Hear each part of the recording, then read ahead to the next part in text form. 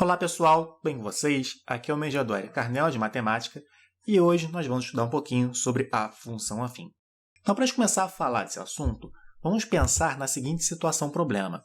Na cidade do Rio de Janeiro, por exemplo, as tarifas que um táxi deve cobrar, elas são tabeladas da seguinte forma. Você, ao entrar em um táxi, você já tem que pagar uma bandeirada de R$ 5,80, que é o valor cobrado por você estar utilizando esse serviço. E, além deste valor fixo de R$ 5,80, você vai pagar R$ 2,60 referente à quilometragem, ou seja, para cada quilômetro rodado na sua corrida de táxi, você tem que pagar R$ 2,60, além dos R$ 5,80 da bandeirada. Então, uma forma de a gente representar o preço final dessa corrida de táxi através de uma função seria essa aqui, que está na tela de vocês, por exemplo.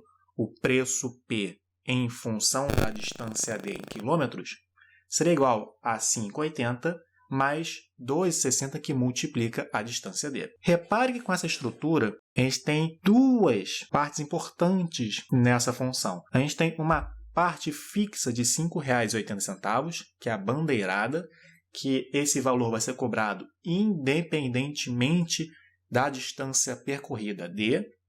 E você também tem uma parte variável, que depende da distância d, que é R$ 2,60 por cada quilômetro rodado. Vamos agora observar com mais atenção alguns valores que essa corrida de táxi poderia ter.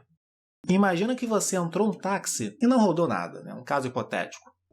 A sua distância d seria zerada, então você iria pagar R$ 5,80, que é a bandeirada. Se a sua corrida de táxi agora tivesse apenas 1 km de distância, você pagaria R$ 5,80 mais R$ 2,60, que equivale a R$ 8,40. Ou seja, você aumentou em 1 km a distância percorrida, você vai pagar R$ 2,60 a mais. Agora, se a sua corrida for de 2 km, você vai pagar R$ 5,80, que é o valor da bandeirada, mais 2 vezes R$ 2,60, totalizando R$ 11,00. Repare que, novamente, de 1 para 2 km, nós aumentamos em 1 km a distância percorrida. Então, nós vamos aumentar também o preço final em R$ 2,60, quando a gente compara com o caso anterior. E se você percorrer 3 km, como você já deve imaginar, a gente vai pegar o valor da corrida de 2 km e aumentar em mais R$ 2,60.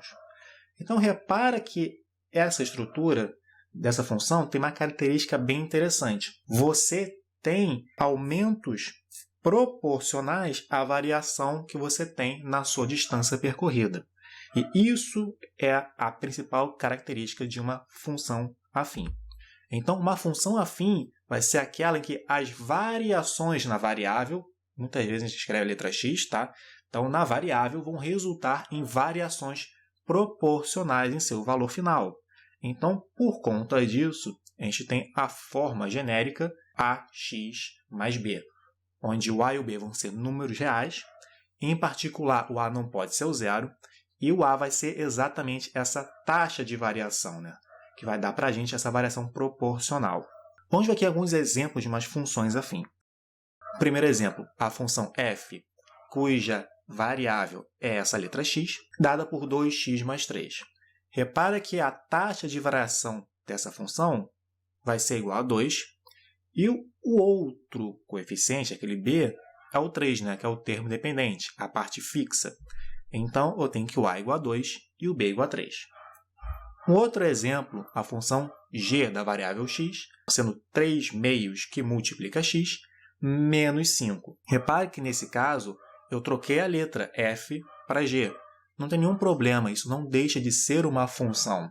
Eu apenas estou dando um nome diferente para essa função, até porque é uma função diferente que eu tenho aqui escrita. Nesse caso, a nossa taxa de variação, meu coeficiente a, vai ser a fração 3 sobre 2.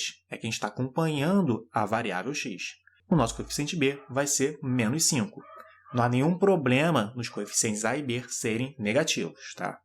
Um outro exemplo, a função h de z sendo menos z mais 7. E repare que, além de eu poder trocar a letra que representa a função, também posso trocar a variável. Eu não preciso usar sempre o x. Eu posso, por exemplo, usar uma letra z.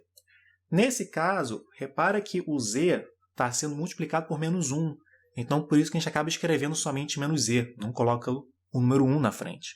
De qualquer forma, a taxa de variação dessa função vai ser menos 1 e o coeficiente b, a parte fixa, é igual a 7.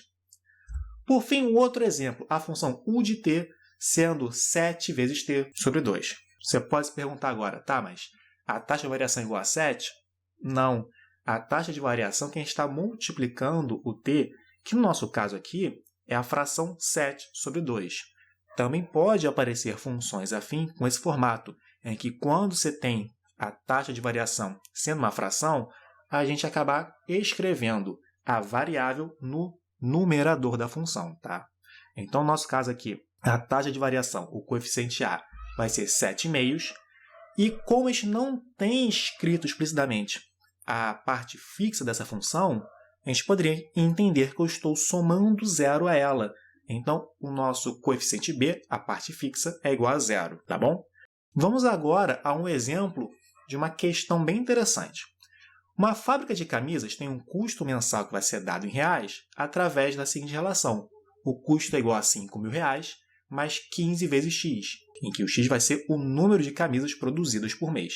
Cada camisa é vendida por R$25. Atualmente, o lucro mensal é de R$2.000 e a questão quer saber quantas camisas a mais a fábrica deverá produzir e vender mensalmente para dobrar esse lucro. Então, vamos agora aqui pensar um pouquinho nessa situação. Eu vou primeiro escrever a receita que essa fábrica tem com a venda das camisas. Se cada camisa custa R$25, então a receita vai ser 25 vezes a quantidade de camisas que são produzidas e vendidas no mês.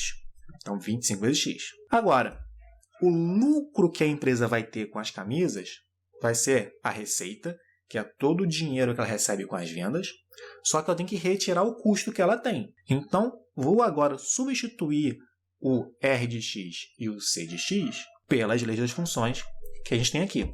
Então, a receita é 25x e o custo é R$5.000 mais R$15 por camisa. Repare que eu coloquei o custo entre parênteses porque eu tenho sinal de menos na frente, para a gente não se confundir com esse sinal de negativo. Então, beleza. Então, desenvolvendo aqui a nossa equação, a gente chega que o lucro da empresa é dado por 10 vezes x menos 5.000, ou seja, R$10 em cada camisa, menos os R$5.000, que era o custo fixo que essa fábrica tem por mês. Beleza, então vamos continuar aqui. O lucro atual é de R$2.000, então eu vou escrever no lugar do lucro, L de x, 2.000, e vamos calcular quantas camisas são vendidas atualmente para ter esse lucro de R$2.000. Então, eu vou pegar, por exemplo, este menos 5.000 e vou passar para o lado esquerdo da minha equação, fazendo a operação inversa. O inverso de subtrair é somar. 2.000 mais 5.000 dá 7.000. E basta agora dividir 7.000 por 10. Então, eu vou ter que, atualmente, são vendidas 700 camisas para a gente ter um lucro de R$2.000. Bom, eu quero que esse lucro seja dobrado. O dobro de 2.000 é 4.000. Então, eu vou novamente escrever a equação do lucro, só que agora trocando, em vez de colocar 2.000, 4.000. Então, vamos agora calcular a quantidade de camisas que tem que ser vendidas. Então, vou repetir o procedimento. O menos 5.000 vai passar para o lado com a operação inversa. 4.000 mais 5.000 dá 9.000. Então, a quantidade de camisas que tem que ser vendidas vai ser de 900 camisas. Então, a diferença, ou seja, quantas camisas a mais eu vou vender, são 200 camisas, tá? Repare que, apesar de 700 camisas me darem R$2.000 de lucro, para eu dobrar esse lucro, eu não preciso dobrar o número de camisas produzidas. Até porque eu tenho que lembrar de que eu tenho um custo fixo de R$5.000. Então, boa parte dessas 700 camisas, dinheiro arrecadado é utilizado para empatar, digamos assim, esse custo fixo de R$5.000, tá? Bom, essa aqui é uma solução. Eu vou apresentar para vocês agora uma solução um pouquinho diferente. Então, imagina que a gente encontrou essa função lucro. Repara que dobrar o lucro significa eu aumentar o lucro em R$2.000. Então, como a taxa de variação da função lucro é de R$10 por camisa, ou seja, o meu coeficiente A, nesse caso, é igual a 10, então basta eu fazer R$2.000, que é o aumento que eu gostaria, divididos por 10, que é a minha taxa de variação. é que a gente encontraria também que eu preciso vender 200 camisas a mais. Bom, com isso, vamos agora começar a pensar como é que vai ser o gráfico dessa função. Por exemplo, o gráfico de uma função afim. Então, tem aqui um exemplo, uma função genérica 2x menos 1, e vamos pensar como é que eu posso construir o gráfico dela. Bom, vou pegar aqui um primeiro valor muito fácil. Quando x é zero, eu tenho que a função estudada no zero, 2 vezes 0 dá zero, com menos 1, então o resultado dá menos 1. Então, vou marcar esse ponto nesse plano cartesiano à direita, quando x igual a zero e o f de x, ou y, igual a menos 1. Bom, a partir desse ponto 0 e menos 1, eu vou observar a taxa de variação. Para cada unidade, tem unidade que a gente se deslocar no eixo x, temos uma variação igual a 2 vezes essa quantia t, unidade no eixo y. Então, por exemplo, se eu me deslocar uma unidade para a direita no eixo x, eu vou me deslocar 2 unidades para cima no meu eixo y. Da mesma forma, se eu me deslocasse 2 unidades no eixo x, eu deslocaria o dobro, ou seja, 4 unidades para cima no eixo y. Repara que, nesse caso, a gente tem que a razão entre os lados dos triângulos é constante. Então, por conta disso, o ângulo formado com o eixo horizontal nesses triângulos também é constante, o que caracteriza ser uma reta. Então, o gráfico de uma função afim sempre vai ser uma reta. E para construir uma reta, a gente sabe pela geometria, que eu só preciso de 2 pontos. E isso faz todo sentido, porque a lei de uma função afim, a equação dela, ax mais b, eu tenho 2 coeficientes, a e b. Então, eu preciso conhecer 2 informações da função, coeficientes a e b, para ter a função completa. Da mesma forma, eu preciso conhecer 2 pontos do gráfico para conseguir traçar todo o gráfico da minha função. Vamos estudar agora o que acontece quando nós modificamos os coeficientes a e b de uma função afim. Por exemplo, quando eu tenho o coeficiente a e começo a modificá-lo, começo a aumentar o seu valor, observe que a minha função ela começa a ter uma modificação na sua inclinação. Quanto maior esse coeficiente, mais próximo está a minha função de uma reta vertical, ou seja, mais rápida é a sua variação. Por outro lado, quanto menor for o meu coeficiente a, mas ainda assim positivo, observe que o gráfico da função está cada vez mais próximo de uma reta horizontal, ou seja, a sua variação está cada vez menor. Em particular, quando o coeficiente fica negativo, observe que agora tenho uma função decrescente, ou seja, quanto mais eu me desloco para a direita no eixo x, mais para baixo eu vou me deslocar no eixo y.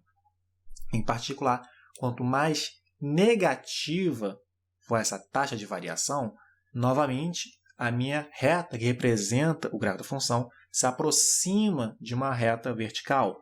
Porém, com a taxa negativa, eu tenho que a minha função é decrescente. Repare aqui também que o eixo que eu tenho de rotação é exatamente no ponto onde o gráfico está cortando o eixo y. Agora, o que acontece quando eu começo a modificar o coeficiente b? Observe que, por exemplo, quando eu aumento o coeficiente b, eu começo a deslocar o gráfico da função para cima. E se eu começo a diminuir o coeficiente b, eu começo a deslocar o gráfico da minha função para baixo.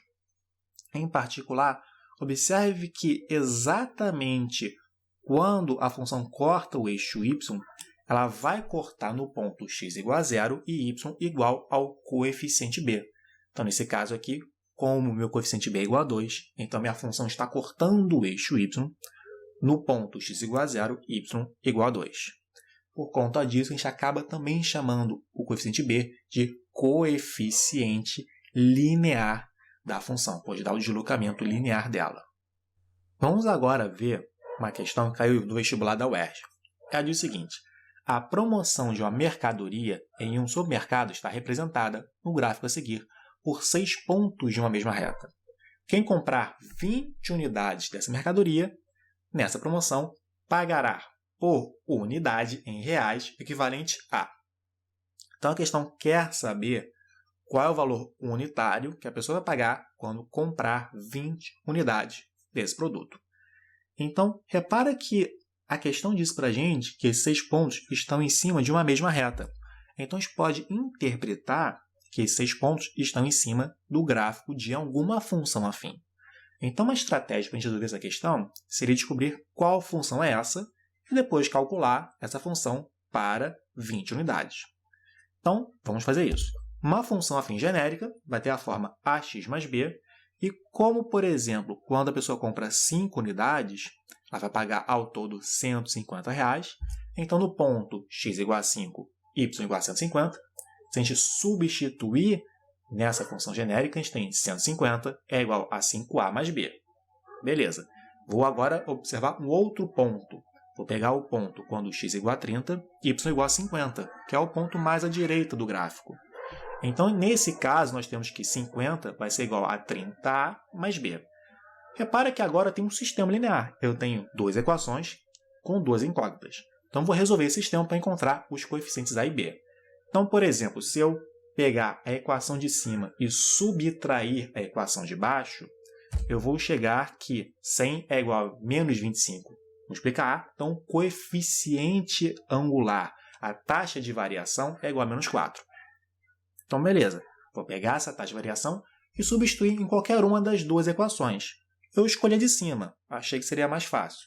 Então, 150 é igual a menos 4, que é o coeficiente a, vezes 5 mais b. Então, resolvendo essa equação, a gente vê que o b é igual a 170.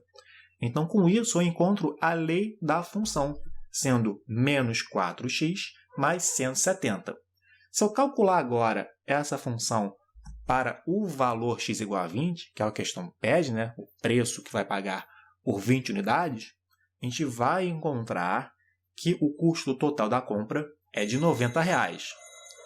Beleza, mas a questão não perguntou o valor total, e sim o valor de cada unidade. Então, basta eu pegar R$ 90 e dividir por 20 unidades, encontrando o valor de R$ 4,50 em cada unidade desse produto.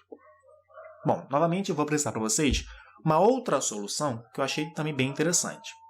Observe que a variação vertical de 150 para R$ 50 foi uma variação negativa de R$ 100. Da mesma forma, a variação horizontal equivalente foi de 5 unidades para 30 unidades, ou seja, uma variação positiva de 25 unidades. Então, se a gente calcular a taxa de variação, que às vezes é representada por ΔY sobre ΔX, a gente vai encontrar menos 100 divididos por 25, que é igual a menos 4. Agora, observe o seguinte, que de 5 para 20 unidades, eu tenho uma variação horizontal de 15 unidades.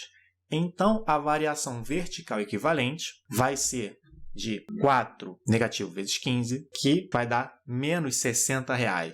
Então, saindo de R$ 150, retirando 60, eu encontro R$ 90, sendo o valor total da compra de 20 unidades. Como eu quero o preço unitário, basta fazer R$ 90 divididos por 20 unidades, que dá os mesmos R$ 4,50, tá bom? Então, são duas soluções bem interessantes para esse problema. Bom, pessoal, era isso que eu tinha para falar hoje para vocês sobre função afim. Fiquem bem e a gente se vê no próximo vídeo.